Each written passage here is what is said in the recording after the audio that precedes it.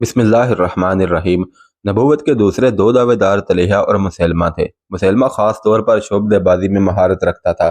ایسے شعبدے پہلے کوئی نہ دکھا سکا تھا۔ مثلاً وہ پرندے کے پر اس کے جسم سے الگ کر کے دکھاتا، پھر پرندے اور پروں کو اکٹھے ہاتھوں میں لے کر اوپر پھینکتا تو پر پرندے کے ساتھ ہوتے اور وہ پرندہ اڑ جاتا۔ مسیلمہ بدصورت انسان تھا۔ اس کے چہرے پر ایسا تاثر تھا جیسے یہ انسان کا نہیں، حیوان کا چہرہ ہو۔ حد و حال بھی حیوانوں جیسے تھے۔ اس کا قد چھوٹا، چہرے کا رنگ زرد تھا، لیکن اس کے جسم میں غیر معمولی طاقت تھی۔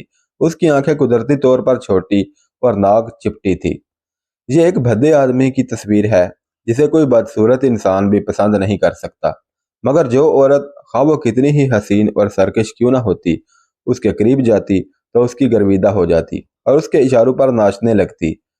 مسیلمہ نے رسول اللہ صلی اللہ علیہ وسلم کی زندگی میں ہی نبوت کا دعویٰ کیا تھا اور دو قاصدوں کے ہاتھ ایک خط ان الفاظ میں لکھا تھا: مسیلمہ رسول اللہ کی جانب سے، محمد رسول اللہ کے نام، آپ پر سلامتی ہو، واضح ہو کہ میں رسالت میں آپ کا شریک بنایا گیا ہوں، لہذا نصف زمین میری ہے اور نصف قریش کی، مگر قریش انصاف نہیں کر رہے۔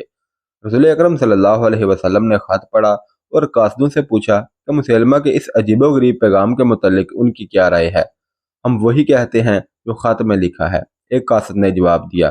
خدا کی قسم، رسول اللہ صلی اللہ علیہ وسلم نے کہا، اگر قاصدوں کے قتل کو میں روا سمجھتا تو تم دونوں کے سر تن سے جدا کر دیتا۔ آپ نے مسیلمہ کو اس خط کے جواب میں لکھوایا: بسم اللہ الرحمن الرحیم، محمد الرسول اللہ کی جانب سے، مسیلمہ کذاب کے نام، زمین اللہ کی ہے، وہ اپنے متقی بندوں میں سے جسے چاہتا ہے اس کا وارث بنا دیتا ہے۔ اس کے بعد مسیلمہ کو سب کذاب کہنے لگے اور اسلام کی تاریخ نے بھی اسے مسیلمہ کذاب ہی کہا ہے۔ رسول خدا ان دنوں بستر علالت پہ تھے۔ آپ نے ضروری سمجھا کہ جس شخص نے یہ جسارت کی ہے کہ رسول کریم سے زمین کا مطالبہ کیا ہے، اس کی سرگرمیوں اور لوگوں پر اس کے اثرات کو فوراً ختم کیا جائے۔ آپ صلی اللہ علیہ وسلم کی نگاہ ایک شخص نہار الرجال پر پڑی۔ اس شخص نے اسلام قبول کر کے دین کی تعلیم حاصل کی تھی، قرآن کی آیات پر اسے عبور حاصل تھا اور وہ عالم و فاضل کہلانے کے قابل تھا۔ رسول مقبول صلی اللہ علیہ وسلم نے اسے بلا کر ہدایات دی کہ وہ یمامہ جائے اور لوگوں کو اسلامی تعلیم دے۔ آپ نے الرجال کو اچھی طرح سمجھایا کہ مسیلمہ کے اثرات زائل کرنے ہیں تاکہ خون خرابے کے بغیر ہی یہ شخص گمنام اور اس کا دعویٰ بے اثر ہو جائے۔ رسول اللہ کے حکم کی تعمیل میں الرجال روانہ ہو گیا۔ مسیلمہ بن حبیب، جو مسیلمہ کذاب کے نام سے مشہور ہوا تھا، رات کو اپنے دربار میں بیٹھا تھا۔ شراب کا دور چل رہا تھا۔ دربار میں اس کے قبیلے کے سرکردہ افراد بیٹھے ہوئے تھے۔ وہ سب اسے اللہ کا رسول مانتے تھے۔ اس نے اپنے مذہب کو اسلام ہی کہا تھا، لیکن کچھ پابندیاں ہٹا دی تھیں۔ مثلاً اس نے اپنی ایک آیت گھڑ کر اپنے پیروکاروں کو سنائی کہ اس پر وحی نازل ہوئی ہے کہ شراب حلال ہے۔ دیگر عیش و عشرت کو بھی اس نے حلال قرار دے دیا ہے۔ اس کا دربار جنت کا منظر پیش کر رہا تھا۔ نہایت حسین اور جوان لڑکیاں اس کے دائیں بائیں بیٹھی تھیں اور دو اس کے پیچھے کھڑی تھیں۔ مسیلمہ کسی لڑکی کے بالوں میں ہاتھ پھیر کر اور کسی کے گالوں کو تھپک کر بات کرتا تھا۔ ایک آدمی دربار میں آیا، وہ بیٹھا نہیں، کھڑا رہا۔ سب نے اس کی طرف دیکھا۔ مسیلمہ نے جیسے اس کی طرف توجہ دینے کی ضرورت ہی نہ سمجھی۔ اسے معلوم تھا کہ وہ کسی کے کہے بغیر بیٹھ جائے گا، مگر وہ کھڑا رہا۔ کیا تو ہم پر پہرا دینے آیا ہے؟ مسیلمہ نے اسے کہا۔ یا تو اللہ کے رسول کے حکم کے بغیر بیٹھ جانا بدتہذیبی سمجھتا ہے؟ اللہ کے رسول، اس آدمی نے کہا، ایک خبر لایا ہوں۔ مدینہ سے ایک آدمی آیا ہے، وہ بہت دنوں سے یہاں ہے، اور وہ ان لوگوں کو جنہوں نے کبھی اسلام قبول کیا تھا بتاتا پھر رہا ہے کہ سچا رسول محمد ہے اور باقی سب کذاب ہیں۔ میں نے خود اس کی باتیں سنی ہیں۔ اس کا نام نہار الرجال ہے۔ نہار الرجال، دربار میں بیٹھے ہوئے دو آدمی بیک وقت بولے۔ پھر ایک نے کہا، وہ مسلمانوں کے رسول صلی اللہ علیہ وسلم کا منظور نظر ہے، میں اسے جانتا ہوں، اس کے پاس علم ہے، ایسے شخص کو زندہ نہ چھوڑیں۔ دربار میں بیٹھے ہوئے ایک آدمی نے گرج کر کہا، اے خدا کے رسول۔ ایک اور آدمی نے اٹھ کر کہا، کیا تو مجھے اجازت نہیں دے گا کہ میں اس بدبخت کا سر کاٹ کر تیرے قدموں میں رکھ دوں؟ نہیں، مسیلمہ کذاب نے کہا، اگر وہ عالم ہے اور اس نے محمد کے قرآن کی تعلیم حاصل کی ہے تو میں اسے کہوں گا کہ میرے دربار میں آئے اور مجھے جھوٹا ثابت کرے۔ میں اسے قتل نہیں ہونے دوں گا۔ اسے کل رات میرے پاس لے آنا، اسے یقین دلانا کہ اسے قتل نہیں کیا جائے گا۔ الرجال کو مسیلمہ کے ایک آدمی نے کہا کہ اسے اللہ کے رسول مسیلمہ حبیب نے اپنے ہاں مدعو کیا ہے، کیا وہ میرے قتل کا انتظام یہی نہیں کر سکتا؟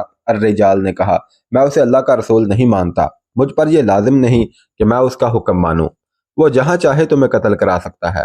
مسیلمہ کے ایلچی نے کہا، اس میں یہ طاقت بھی ہے کہ پھونک مار دے تو تیرا جسم مردہ ہو جائے، وہ تجھے زندہ دیکھنا اور رخصت کرنا چاہتا ہے۔ مسلمانوں نے الرجال سے کہا کہ وہ اس کذاب کے ہاں نہ جائے، یہ میری زندگی اور موت کا سوال نہیں۔ الرجال نے کہا، یہ صداقت اور کذاب کا سوال ہے، اگر ایک کذاب کو صدق سے بہراور کرنے میں میری جان چلی جاتی ہے تو یہ سودا مہنگا نہیں۔ میں آؤں گا، الرجال نے کہا، آج ہی رات آؤں گا۔ مسیلمہ سے کہنا اپنے وعدے سے پھر نہ جانا۔ ایلچی نے مسیلمہ کذاب کو الرجال کا جواب بتایا۔ الرجال یمامہ کے قلعے میں رہتا تھا۔ مشہور مورخ طبری نے لکھا ہے کہ مسیلمہ اپنے خاص مہمانوں کے لیے بڑا خوشنما خیمہ نصب کرایا کرتا تھا، جس کی ساخت مکان جیسی ہوتی تھی۔ یہ خیمہ اندر سے بڑے دل فریب طریقوں اور کپڑوں سے سجایا جاتا تھا۔ صحرا کی راتیں سرد ہوتی ہیں، اس لیے مسیلمہ خیمہ میں بڑا خوبصورت آتش دان رکھوا دیا کرتا تھا۔ اس آتش دان میں وہ کوئی چیز یا ایسی جڑی بوٹی رکھ دیا کرتا تھا جس کی خوشبو عطر کی طرح کی ہوتی تھی، لیکن یہ خوشبو اس پر ایسا اثر کرتی تھی جیسے اس خیمے میں سونے والے کو ہیپناٹائز کر لیا گیا ہو۔ مسیلمہ کا شکار بے ہوش یا بے خبر نہیں ہوتا تھا، بلکہ وہ مسیلمہ کے اشاروں پر ناچنے لگتا تھا، خود مسیلمہ پر اس کا اثر نہیں ہوتا تھا۔ مسیلمہ کذاب کو جب یہ اطلاع ملی کہ الرجال آ رہا ہے تو اس نے اپنا مخصوص خیمہ نصب کرایا اور اس میں وہ تمام انتظامات کرا دیے جو وہ کرایا کرتا تھا۔ اس نے رات کے لیے آتش دان بھی رکھوا دیا۔ الرجال آیا تو مسیلمہ نے باہر آ کر اس کا استقبال کیا۔ تم ایک رسول کے بھیجے ہوئے آدمی ہو، مسیلمہ نے کہا، اور میں بھی رسول ہوں، اس لیے تمہارا احترام میرا فرض ہے۔ میں صرف اسے رسول مانتا ہوں جس نے مجھے یہاں بھیجا ہے، الرجال نے کہا، اور میں تمہیں یہ کہتے ہوئے نہیں ڈروں گا کہ تم کذاب ہو۔ مسیلمہ مسکرایا اور الرجال کو خیمے میں لے گیا۔ تاریخ میں اس سوال کا جواب نہیں ملتا کہ خیمے میں مسیلمہ اور الرجال کے درمیان کیا باتیں ہوئی، کیسی سودے بازی یا کیسا شعبدہ یا جادو تھا کہ اگلی صبح جب الرجال خیمے سے نکلا تو اس کے منہ سے پہلی بات یہ نکلی کہ اس میں کوئی شبہ نہیں کہ مسیلمہ اللہ کا سچا رسول ہے اور اس پر وحی نازل ہوتی ہے۔ اس نے یہ بھی کہا کہ میں نے محمد صلی اللہ علیہ وسلم کو یہ بھی کہتے ہوئے سنا ہے کہ مسیلمہ سچا نبی ہے۔ الرجال کی حیثیت صحابی کی سی تھی، اس لیے مسلمانوں نے اس پر اعتبار کیا۔ الرجال بنو حنیفہ سے تعلق رکھتا تھا۔ الرجال کا اعلان سن کر بنو حنیفہ کے لوگ جوک در جوک مسیلمہ کو اللہ کا رسول مان کر اس کی بیعت کو آگے۔ مورخ لکھتے ہیں کہ مسیلمہ نے یہ سوچ کر الرجال کو قتل نہیں کرایا تھا کہ وہ عالم ہے اور صحابی کا درجہ رکھتا ہے، اگر اسے ہاتھ میں لے لیا جائے تو بیعت کرنے والوں کی تعداد میں اضافہ ہو جائے گا۔ چنانچہ اس شخص کو ہاتھ میں لینے کے لیے آتش دان کا اور اپنی زبان کا جادو چلایا اور الرجال کو اپنا دست راست بنا لیا۔ الرجال نے مسیلمہ کی جھوٹی نبوت میں روح پھونک دی۔ اکثر ماں باپ اپنے نوزائیدہ بچوں کو رسول کریم صلی اللہ علیہ وسلم کے پاس لاتے اور آپ بچے کے سر پر ہاتھ پھیرا کرتے تھے۔ الرجال نے مسیلمہ کذاب کو مشورہ دیا کہ وہ بھی نوزائیدہ بچوں کے سروں پر ہاتھ پھیرا کرے۔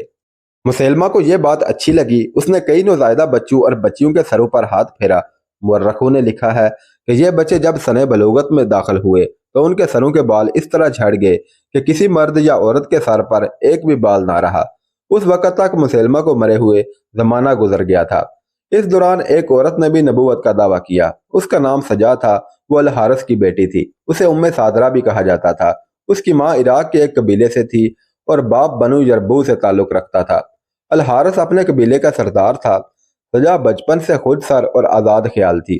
وہ چونکہ سرداروں کے خاندان میں جنی پلی تھی، اس لیے دوسروں پر حکم چلانا اس کی سرشت میں شامل تھا۔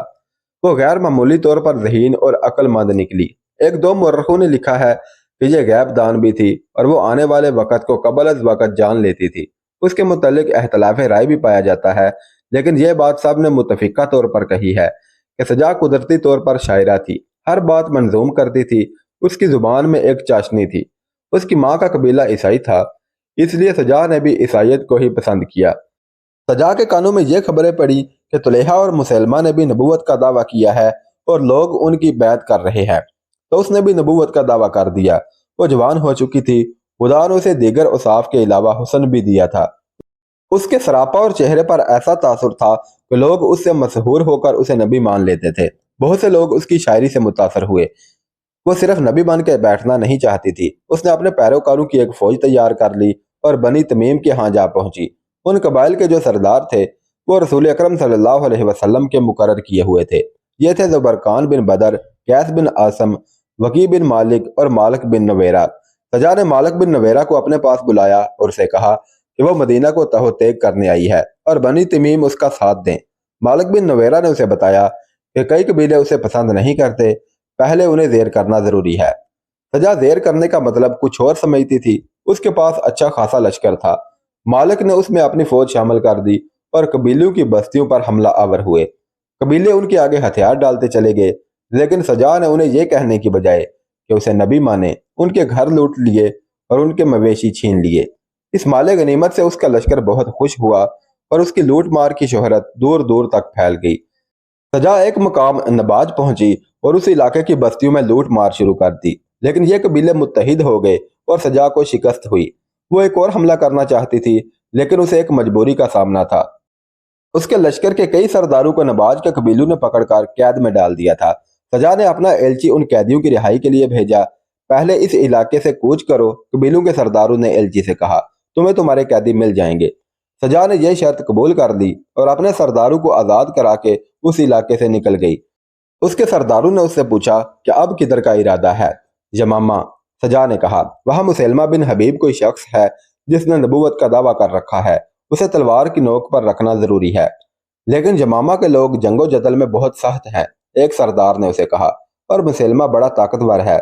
सजा ने कुछ अशार पढ़े जिनमें उसने अपने लश्कर से कहा था कि हमारी मंजिल यमामा है। मुसैलमा कज़ाब ने अपने जासूसों को दूर दूर तक फैलाया हुआ था। उसे ये इत्तला दी गई कि एक लश्कर यमामा की तरफ बढ़ा आ रहा है।